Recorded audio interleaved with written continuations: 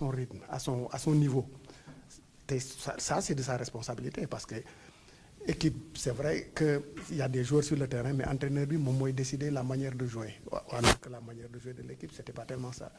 Donc xaw ma laaj nañ ko question bi ndax day toog wala déet mu ni c'est pas encore d'actualité.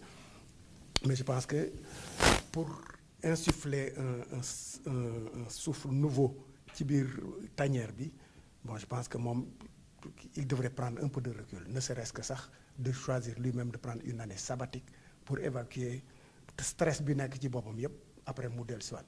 On va dire nag bon moom moo fi gagné, c'est le seul bu fi gagné CAN, war na mën toog, ok war na mën toog, mais nag à un moment il faut savoir dire stop.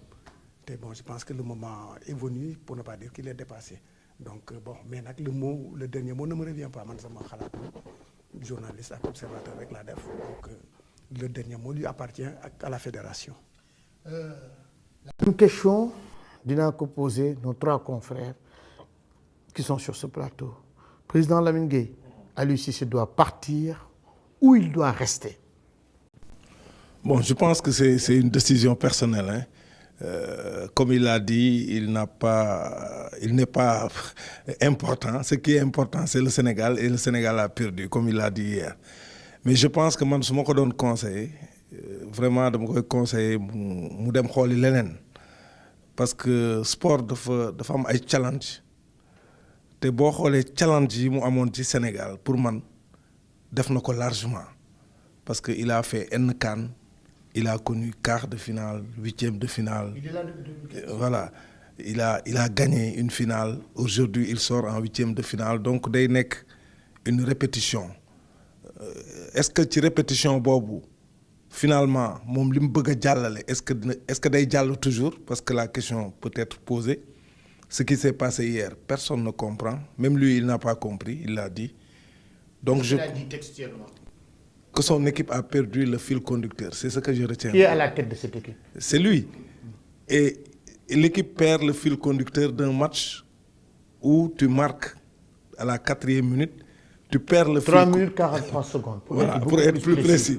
Voilà, donc tu perds le fil conducteur à 5-6 minutes et tu n'arrives pas à replacer ton équipe, à remettre ton équipe dans le match. Ça veut dire que peut-être que, voilà, le discours, est-ce qu'aujourd'hui, le discours d'Aliou Cissé passe toujours avec ses joueurs? Hier, je l'ai vu discuter beaucoup avec Kalidou Koulibaly, son capitaine, en défense. On se pose des questions, mais je pense qu'il a assez fait pour l'équipe nationale. Il a gagné la seule étoile du Sénégal. Il a fait 2 Coupes du Monde. Il a qualifié l'équipe. Oui, il a qualifié l'équipe au 2e tour d'une Coupe du Monde. Je pense que, voilà, pour qu'un autre entraîneur puisse venir et peut-être atteindre fi mu yegg, ce sera très très difficile. Je pense que le moment est venu pour lui vraiment de prendre du recul. Et certainement, il aura du boulot ailleurs, hein, parce qu'Aliou, voilà, vu ses performances, certainement, voilà.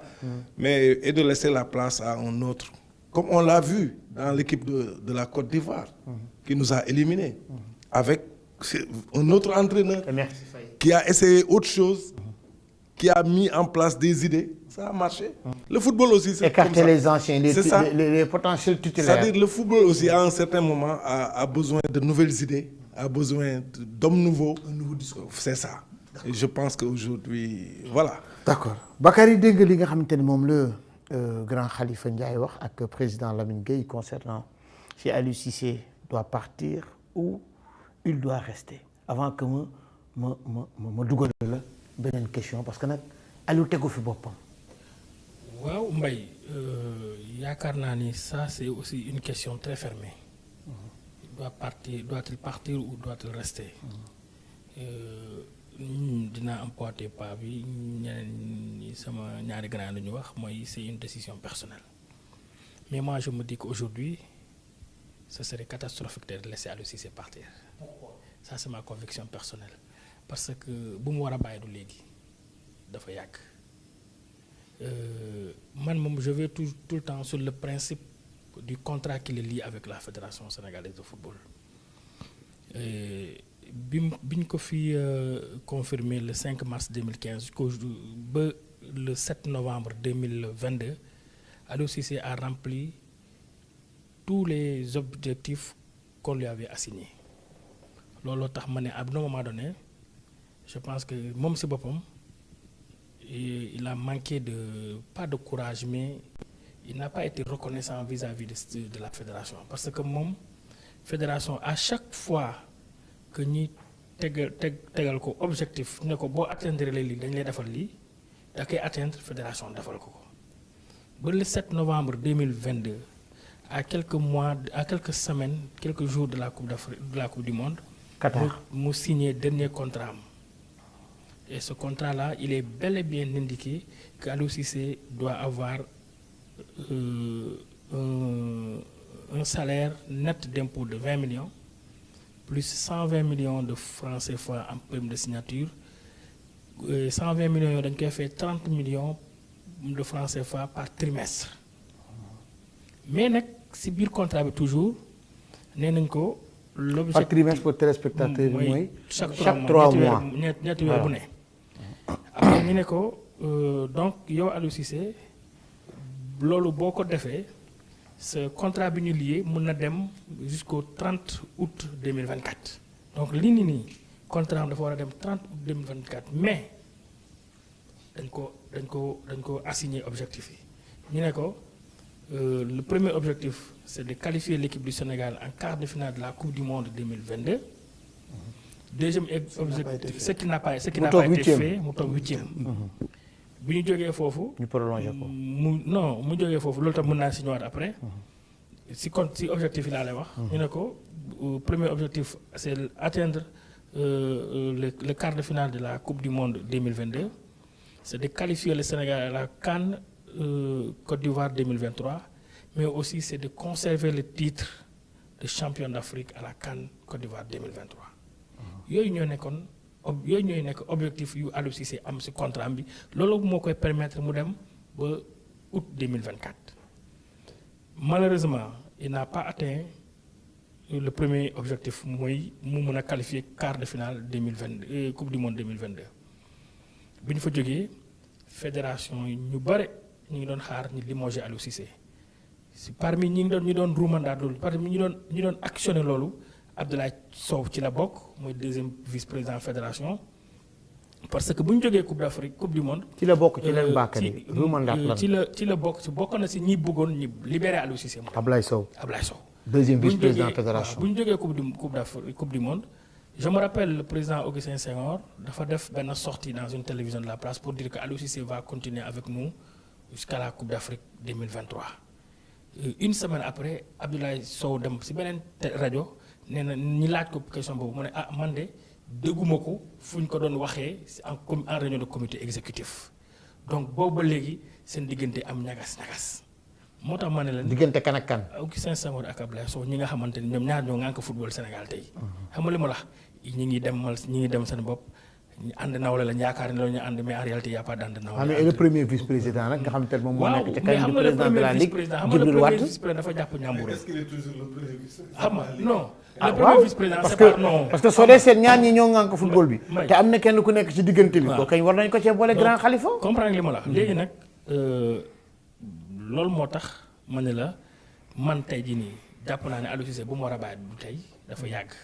C'est-à-dire bu ñu jógee Coupe d'Afrique des Nations il aurait dû sortir par la grande porte mun nañu waat parce qu'il est encore jeune il n'a pas 50 ans et malheureusement ñu bàyyi ko mu continuer te aujourd'hui je me dis que quoi que l'on puisse dire il a évolué mais si évolution bi aussi il a montré ses limites la preuve hier le Sénégal a été ballotté pendant 120 minutes pratiquement 116 minutes 115 minutes pardon 116 minutes d'ailleurs 115 minutes l'équipe a été méconnaissable damay dégg ñi naan nos joueurs yi ñoo war a jël yëf yi en charge non mais yow tu as des pauses fraîcheur entraîneur tu peux dire à ton équipe il faut remonter le bloc yaa ngi gis ni dans ton axe central sa axe sa ki nga xamante ne moo waroon jouer le rôle d'essuie-glace kii di Abdou Diallo il n'a pas franchi un seul instant la ligne médiane mais tu dois te poser des questions. Moi, c'est à l'image de l'équipe du Sénégal qui a joué au Togo, à Lomé. Ouais, on avait joué ainsi de la même configuration. on a été dominé du début jusqu'à la fin et dans la même conférence. Maintenant Aliou Cissé il te dit que boo ko laajee danaa je joue en 4-3-3 mais ñëpp xam nañu ni il ne joue pas en 4-3-3. Finalement, l'équipe est coupée en deux. Il joue en 5-2-3. Non, 5-2-3. Parce qu'en réalité, deux milieux récupérateurs, il faut qu'on dembe. Abdou Diallo, il devait jouer le rôle de essuie-glace, il ne l'a pas fait. Donc, l'équipe était coupée en plusieurs. Donc, le problème, à mon avis, il sera très catastrophique aujourd'hui parce que de laisser Aliou Cissé partir. Pourquoi? Parce que Tedjini, Aliou Cissé, c'est ce qui veut dire qu'on doit briser cette équipe-là. Et moi, je ne pense pas, je ne suis pas de ceux-là qui pensent que cette équipe-là, on va changer en profondeur. Non. On va faire juste un réaménagement pour progresser. Non, mais Bakary, attends. Parce que si on est venu à Khalifa Ndiaye, on va briser. Aliou, on va remplacer. Et tamit nous nous n'avons pas remplacer. Mais dem ba war na ni so Aliou Cissé demee dañoo nar a briser li nga xamante ne moom mooy équipe bi loolu xaw na graaw grand Khalifa. Tout à fait, je suis d'accord parce que bon c'est la continuité. C'est la continuité. La continuité. Bon, il y a du service public mais c'est la continuité au niveau de l'équipe nationale. On a vu et puis bien su fekkee dañuy briser équipe bi sax pour amener plus wala mieux mais pourquoi pas parce que gis nañ Côte d'Ivoire nu mu ñu gagné parce que y avait un technicien bu fi nekkoon. On l'a limogé en pleine compétition. Keneen ñëw koo xamante ne xam na réalité Côte d'Ivoire xam na réalité joueurs yi xam na réalité. Emerse Faé mu ñëw il a été joueur mu ñëw indi sa touche personnelle te gis nañ équipe bi ni mu transfiguré en quelques jours. te il n'a même peut-être pas eu le temps aussi long pour faire quoi que ce soit. Alors que là on a un. Et dans une compétition en plus. loolu laa lay wax nii c'est-à-dire équipe bi. Ce qui est très très dangereux complètement à terre. léegi risqué mu taxaw. Parce que moi, il n'avait pas le choix non plus. Parce qu'Ivoirien, il n'avait pas le choix. Parce que c'était ça ou prendre une autre casquette devant le Sénégal. Ils l'ont fait, ils l'ont réussi. Bon, il ne s'agit pas, comme nous l'avons dit, de nier tout ce que Aliou Cissé a fait. On lui en sera éternellement reconnaissant. Mais à un moment, bon, parce que tu as atteint ton objectif ou tes limites. C'est pas pour rien que Aimé Jacquet, quand il a remporté la Coupe du Monde en 98, il est parti. Oui. C'est-à-dire, et c'est son adjoint qui a pris, et dans la foulée, il a remporté l'Euro. Voilà, ce sont des choses comme ça qui arrivent. En 2000, on n'a pas un groupe de joueurs, 55 joueurs, bon, quel que soit ce qui va arriver après, mais on aura toujours ce vivier, en plus de ñeneen di ñu fàtte woon ak boy football local bi ñi nga xamante ne ñoom aussi ils doivent avoir voix au chapitre ñi seetaan football bi xam nañ ne y en a qui sont assez bons qui méritent au moins d'être dans la tanière mu nekk 27e 26e 27e joueur pourquoi pas mu nekk ay joueurs au championnat local bi moi j'en ai vu de très performants maa ngi koy waxtaan yëpp ak Lamine parce que souvent damay dem di seetaan match mais am na ñoo xamante ne à défaut d'être titulaire mais war nañ bokk ci groupe bi ñu préparer pour éviter nag genre affaire bu demee noonu ñu ne kii jóge na fii donc léegi on va repartir à zéro non Sénégal mënatul repartir de zéro parce que vivier bi dafa am nañ acquis bi ba pare y a des acquis et derrière il y a mais des U17 aux locaux mais il y a tout ce qu'il faut pour faire une bonne équipe. Ce qui manque juste, c'est ce qu'il faut. Bon, je ne vais pas dire ce qui manque. Ce qu'il faut, c'est juste que moi, un bon management. Un bon management, il faut trouver quelqu'un qui puisse faire passer ses idées, qui puisse, comme Emerse Faé l'a fait. Bon, c'était un joueur, un gagneur. Avant match, je veux des joueurs qui me ressemblent quand j'étais joueur. Et on a vu que les joueurs, ils l'ont même dépassé. Ils se sont surpassé. Une équipe ivoirienne très agressive. Très agressive. Ils ont empêché les Lions de jouer. Hein. Non, mais meilleur scénario, Sénégal mënuloon rêver meilleur scénario que lui. Dougal presque à la 4e minute. Et bien les Ivoiriens étaient obligés de sortir pour jouer alors que nous sommes une flèche, moi comme Sadio, moi comme Ismaïla. Nous avons tué le match ci première mi-temps bi mais dañoo dugal rek président Lamine Gueye